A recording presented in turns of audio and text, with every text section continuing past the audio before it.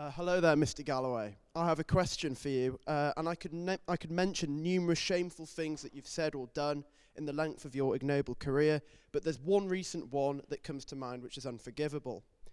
When you were interviewing Mr. Ahmadinejad for Press TV, did you not see any moral double standards at all in exploiting the plight of the Palestinian people, which, you know, is a rightful cause, but at the same time having nothing to say in the defense of the secularists, females and minorities who are paying for the crime of wanting to be free in Iran? Do you have no sympathy, for example, for the Baha'is who are immiserated, oppressed, and massacred in the tenfold for the supposed crime of being apostates to Shia Islam? And as a seasoned demagogue with a dubious moral compass, I'm sure your answer will be as vague and vapid as it ever has been. But I can assure you that whichever answer you give, history will be the judge of you and your record, and I, for one, will not buy into it. Thank you. Well, thank you for the welcome. I'm not sure how history will record you, perhaps munificently. But one of the benefits of a long and very public political career, which you describe as ignoble, although it seems to have attracted quite a lot of people to share some of my perspectives,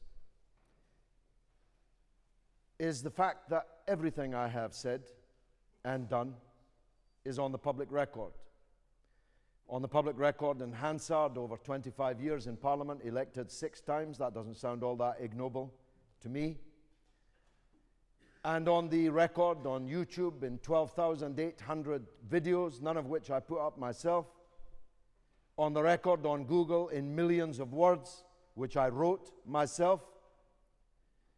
And if anyone cares to consult any of these records, they will not recognize the picture that you have painted.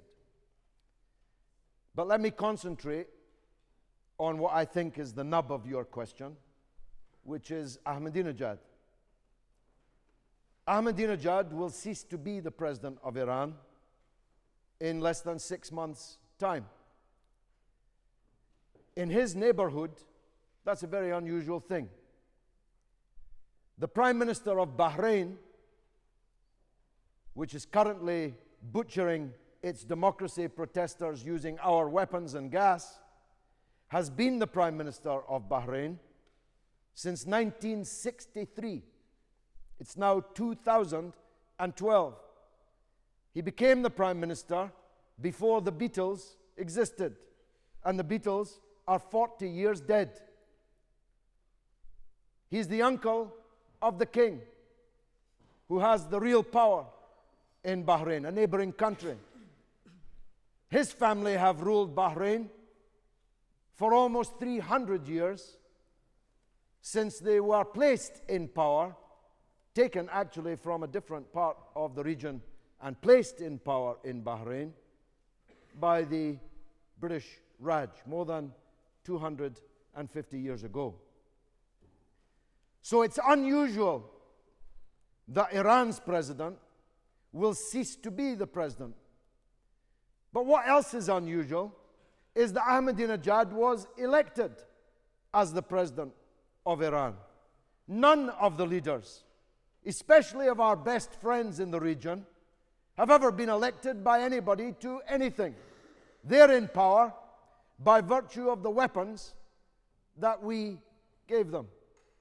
Now, as should be obvious, I am not a supporter of the Islamic system in Iran. If I had a vote in Iran, it wouldn't go to Ahmadinejad. But I'm not an Iranian, and how Iran governs its affairs is the business of the people of Iran. Now, you talk about women, I can assure you, and if you don't believe me, just look at the television, that there are tens of millions of Iranian women support the Islamic Revolution and support its system. I don't myself, but they do, as watching television any Friday on the aforementioned Press TV, although you can't watch it in Britain, the land of the free, because it's been taken by the government off the Sky platform in the interests of liberty and freedom of expression, of course.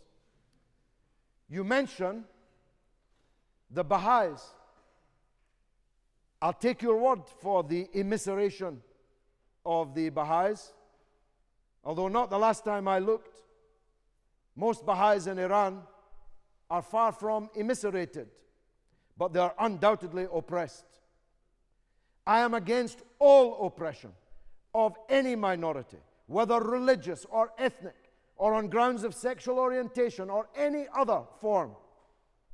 Don't try and blame me for the imperfections, faults, crimes of the Islamic Republic of Iran. My interests collide or elide with the Islamic Republic of Iran only in this regard. I don't want our country to go to war with Iran, that's all. I'm happy to support revolution in Iran, reform in Iran, agitation in Iran by Iranians for an Iranian agenda.